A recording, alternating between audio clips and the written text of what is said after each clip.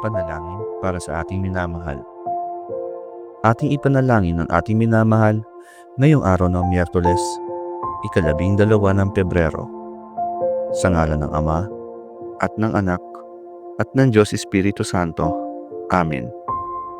Mahal na Panginoon, sa pagsisimula ng bagong araw na ito, itinataas ko sa iyo ang aking minamahal.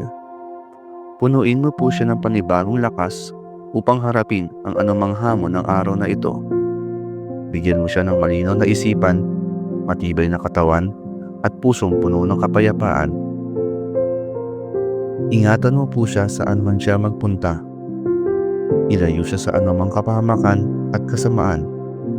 Ipagkaloob mo sa kanya ang iyong banal na gabay upang siya'y makagawa ng mabubuting desisyon at mapanatili ang kanyang pananampalataya sa iyo.